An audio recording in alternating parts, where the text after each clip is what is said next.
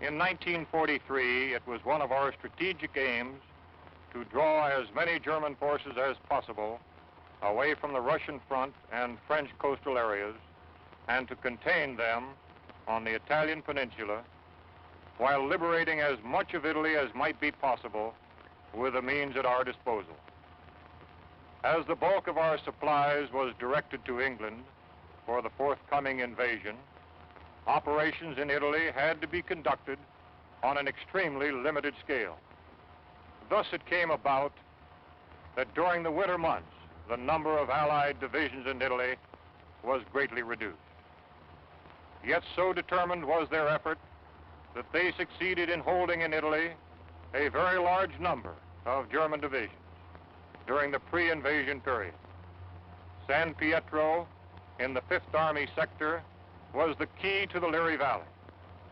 We knew it, and the enemy knew it. We had to take it, even though the immediate cost would be high.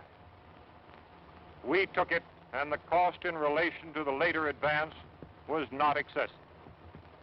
By its very nature, this success worked bitter hardships upon each individual soldier, calling for the full measure of his courage and devotion. The response of our 5th Army troops provides an inspiring page in our military history. To these individuals, living and dead, and to those who now continue in their tradition, this picture is dedicated.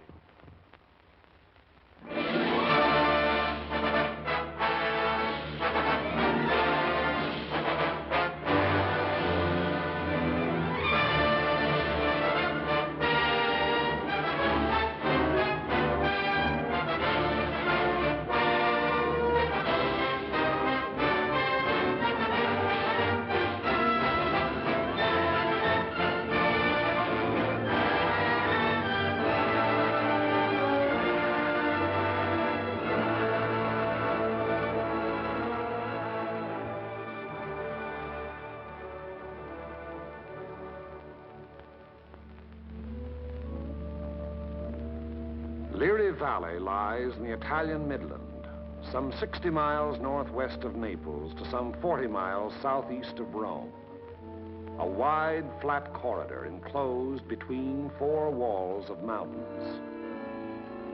In winter, the highest peaks of the Liri Range ascend into the snows, but the valley floor with its olive groves and ancient vines, its crops of wheat and corn, is green the year around. That is, in normal times. Last year was a bad year for grapes and olives, and the fall planting was late. Many fields lay fallow. There are 2 ways from the south into the valley. One, a narrow pass. The other, a high, scenic road over the mountains.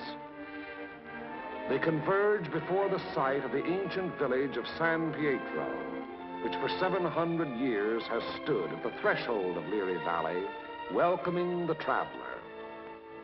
The stones of its walls were quarried out of the parent hill from whose slopes it rises. Population 1,412 at the last census. A farming community. Patron saint, Peter. Point of interest, St. Peter's, 1438. Note, interesting treatment of chancel.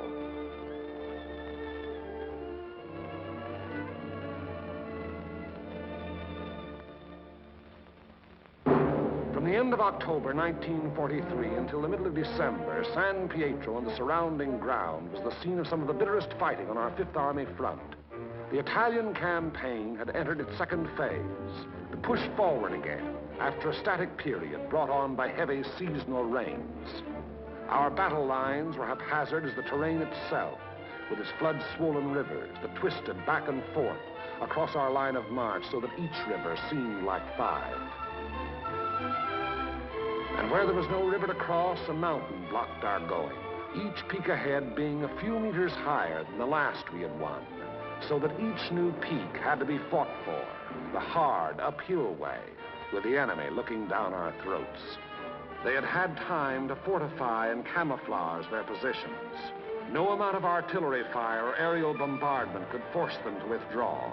That was for the infantry to do, employing those weapons that can find and destroy life in narrow trenches, caves, and fighting holes.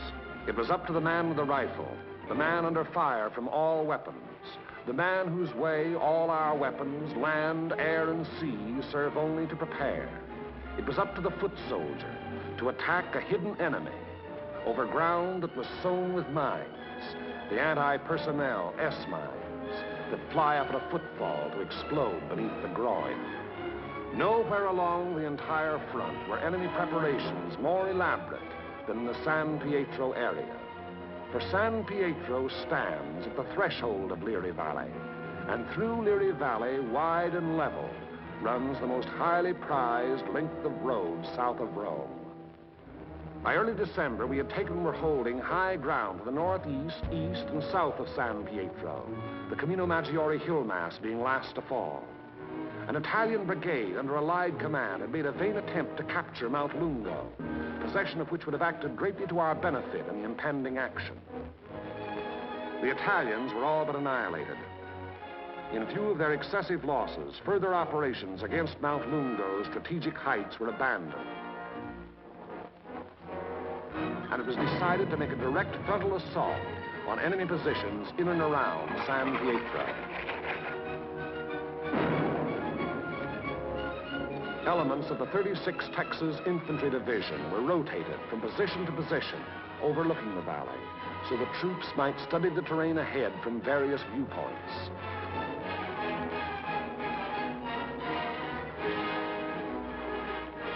Patrol activity was continuous.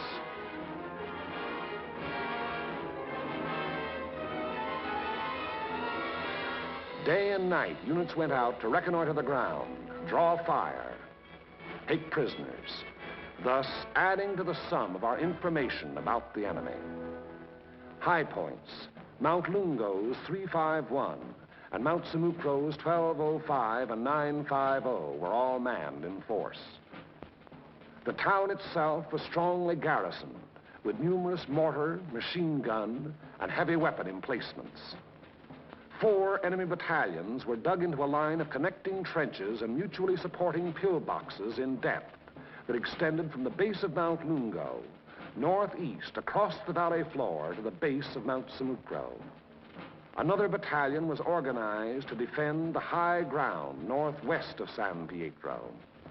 Areas before these positions were heavily mined and held a confusion of barbed wire and booby traps. On the afternoon before, D-Day and H-Hour were communicated to battalion commanders.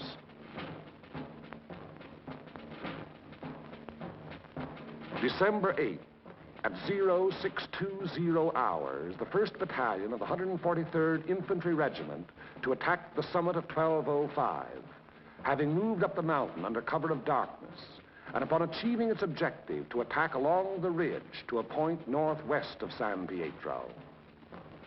The 3rd Ranger Battalion likewise to attack 950, another feature of the Mount Simucro hill mass.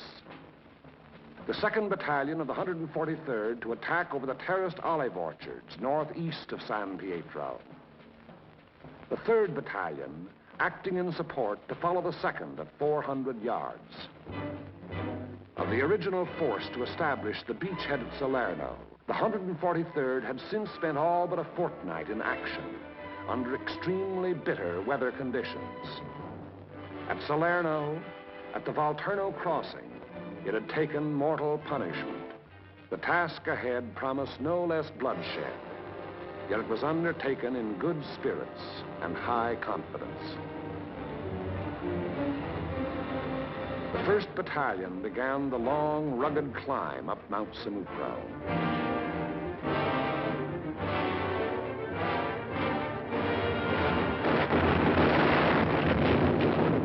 As night fell, our artillery opened up, and throughout the night hours, intense fire was laid down on the enemy's main line of resistance.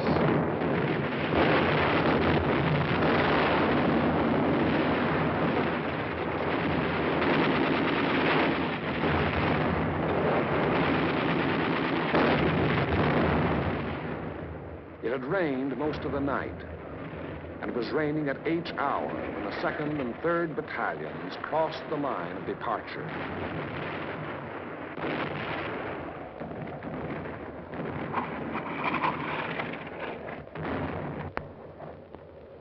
Some 200 yards forward, they encountered mines and automatic fire from pillboxes.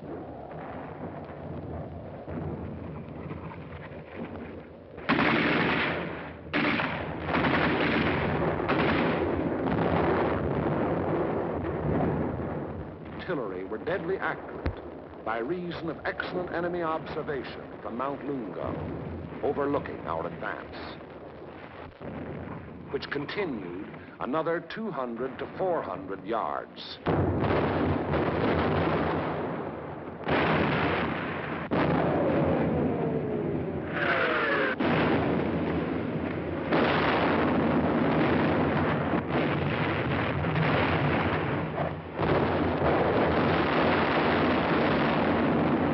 Many men gave their lives in attempts to reach pillboxes and throw hand grenades through the narrow gun openings.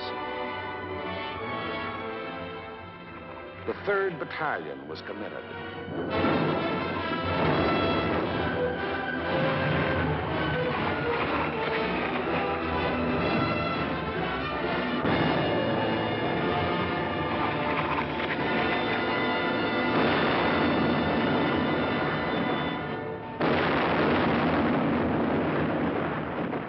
But the advance never got more than 600 yards past the line of departure. Our initial assault on San Pietro had been repulsed with heavy casualties.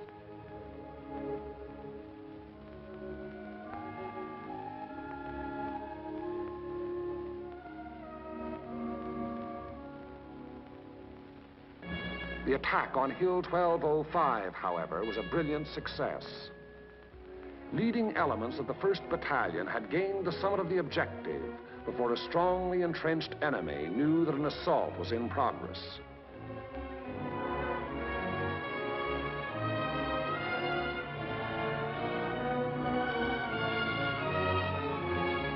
To the right of 1205, the 3rd Ranger Battalion had also captured its objective, but only after successive attacks and costly casualties. For on 950, the enemy was not taken unaware. Counterattacks were to be expected on both 1205 and 950. They were not long developing.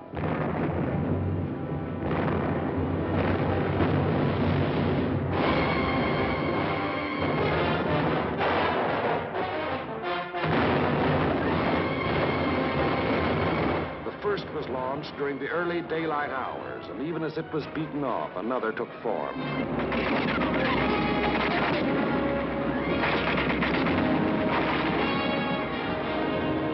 Day and night they followed in unremitting violence.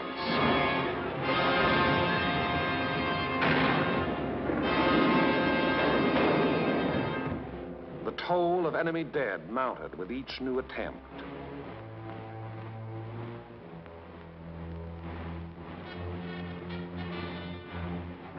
But German prisoners captured on 1205 and 950 said they had been ordered to retake those positions at all cost.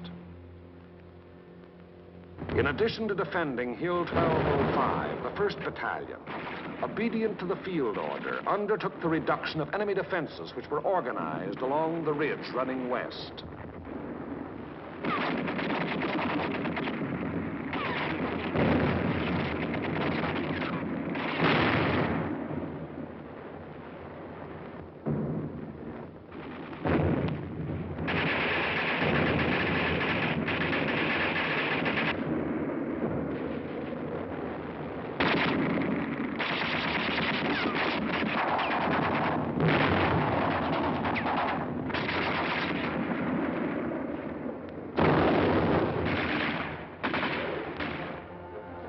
On the 12th of December, the 1st Battalion was reinforced by the 504th Parachute Battalion, which took over and maintained the defenses of 1205 and 950.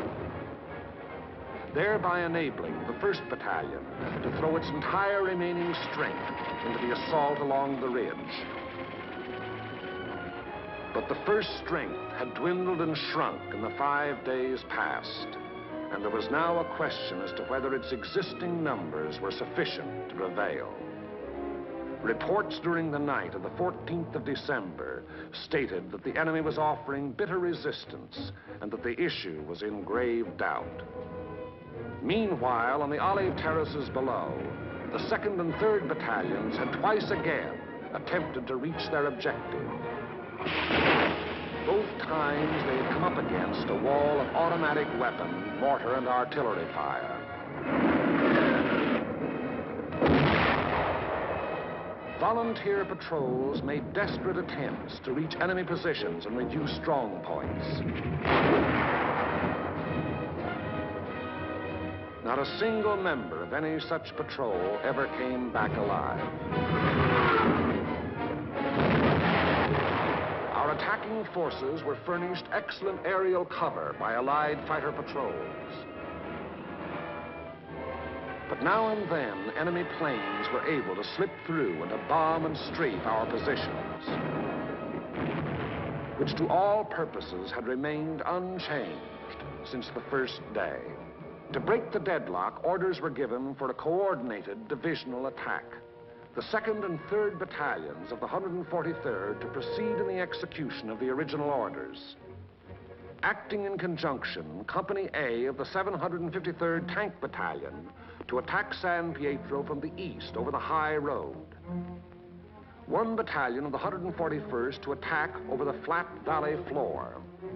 After nightfall on D-Day, the 142nd Infantry Regiment to attack Mount Lungo. The earlier decision not to attack those strategic heights having been reversed in view of the present critical situation. In preparation for the attack, all 5th Army artillery within range, including tanks and all tracks, was directed against San Pietro and the surrounding area.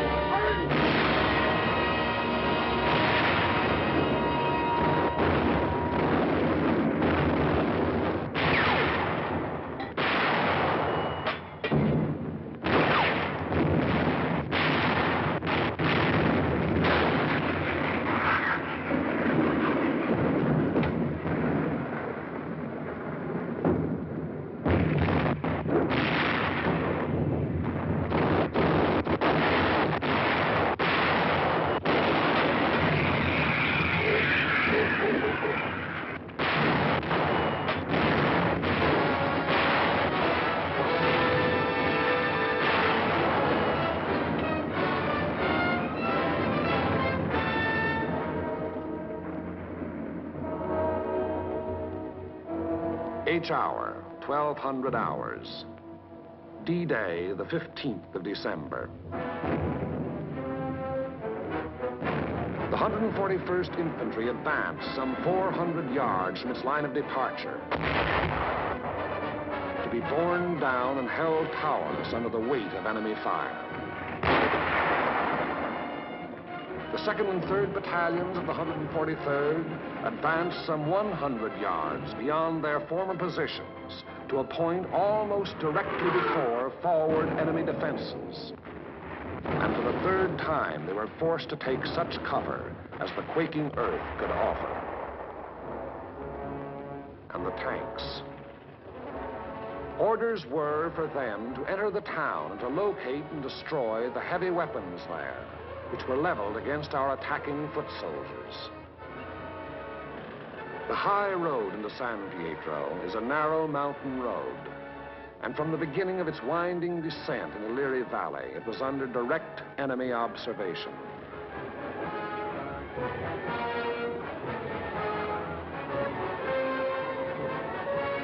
"16 tanks started down that road. 3 reached the outskirts of the town.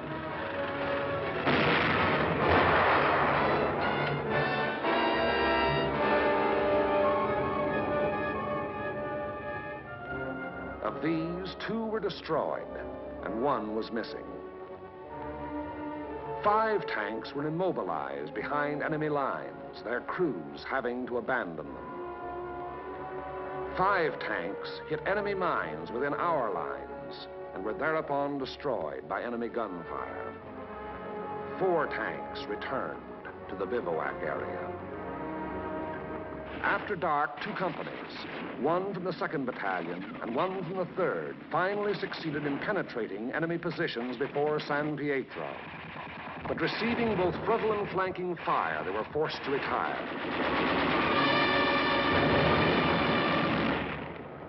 Company E having been reduced in strength to a handful of riflemen, and Company L faring little better.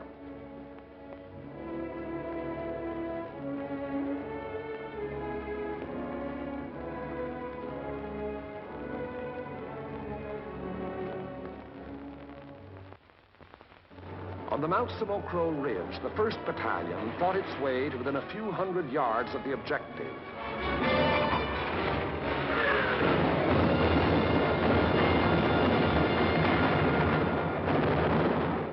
But it had paid for ground gained at the rate of a man a yard, and it did not have strength to carry the fight any further forward. On Mount Lungo, however, despite bitter resistance, battalions of the 142nd, in successive waves, kept pushing upwards, until, in the early daylight hours of the 16th of December, its foot soldiers had gained the summit and were wiping up what remained of a stubborn enemy. And that height proved to be a key position in the enemy plan of defense, for even as Mount Lungo fell, the enemy throughout the San Pietro area made preparations to withdraw. Almost invariably, the enemy will counterattack to cover a withdrawal. The first violent thrust was delivered within a few hours.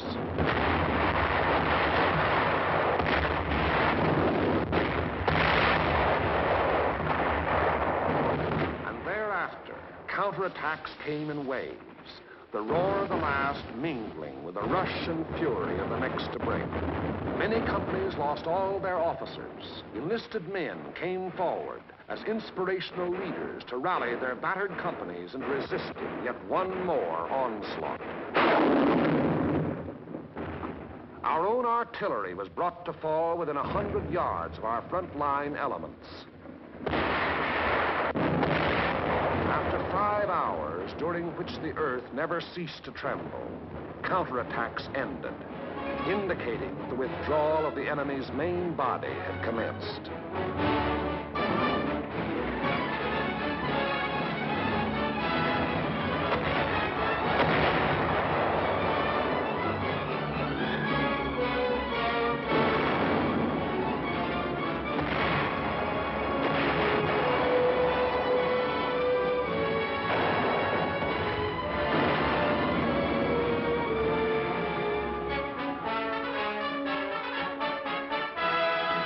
In an effort to maintain contact with the enemy, our patrols immediately pushed ahead.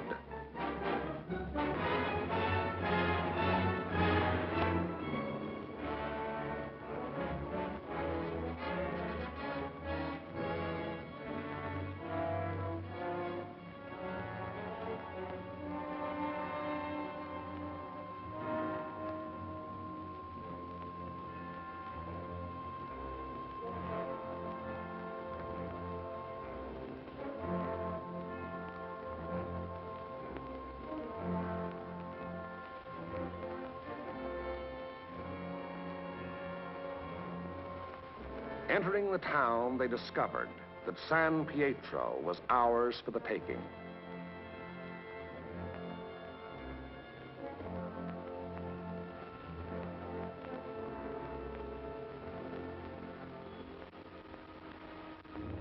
The 2nd and 3rd battalions, less than a rifle company in strength, weary to death who were alive, stumbled forward past San Pietro to consolidate gains and re-establish contact with the enemy, now taking up new positions some 5 kilometers beyond. That is the broad shape of the Battle of San Pietro, which was but the first of many battles in the Erie Valley. It was a very costly battle. After the battle, the 143rd Infantry Regiment alone required 1,100 replacements.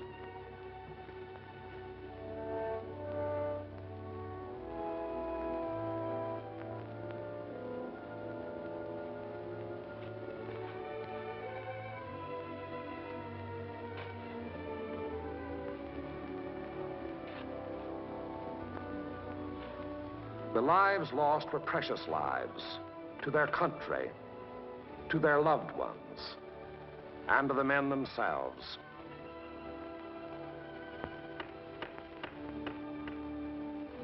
For the living of the 143rd Infantry Regiment, more than 100 decorations for acts of valor above and beyond the call of duty.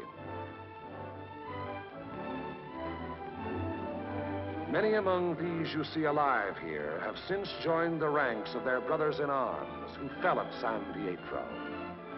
For ahead lay San Vittore and the Rapido River and Cassino, and beyond Cassino more rivers and more mountains and more towns, more San Pietros, greater or lesser, 1,000 more. As the battle passed over and beyond San Pietro, westward, townspeople began to appear, coming out of their caves in the mountains where they had stayed in hiding during the enemy occupation. They were mostly old people and children.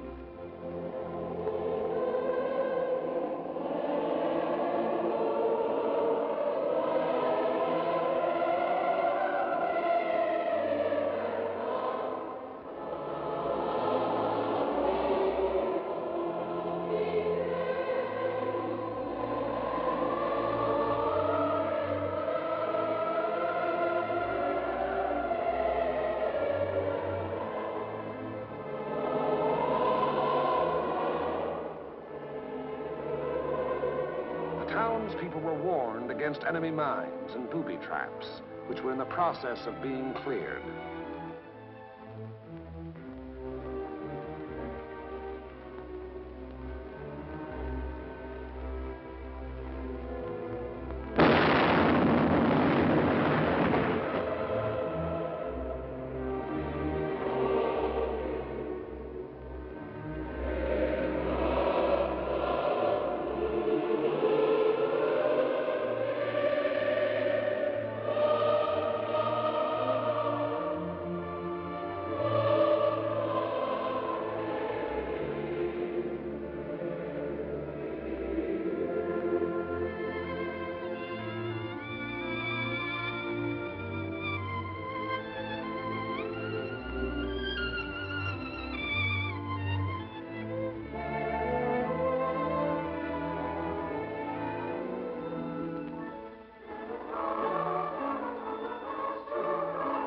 Children are able to forget quickly. Yesterday they wept.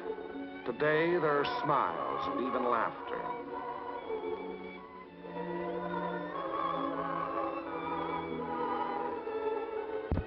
Tomorrow it will be as though the bad things had never happened.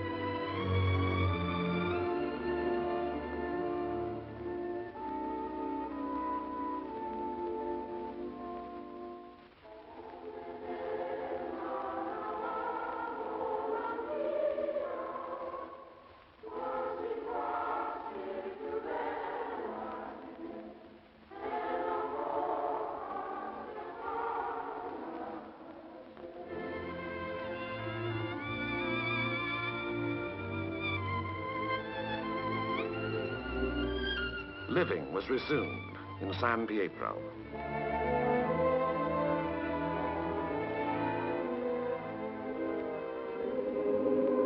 Our prime military aim being to engage and defeat the enemy, the capture of the town itself and the liberation of its people is of an incidental nature. But the people in their military innocence look upon us solely as their deliverers. It was to free them and their farmlands that we came.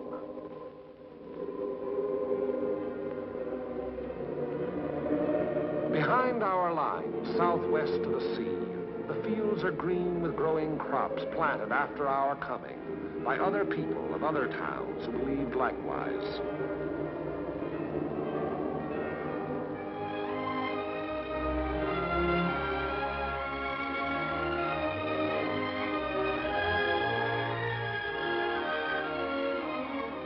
The new won earth at San Pietro was plowed and sown.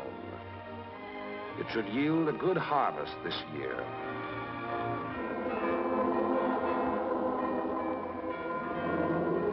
And the people prayed to their patron saint to intercede with God in behalf of those who came, delivered them, and passed on to the north with the passing battle.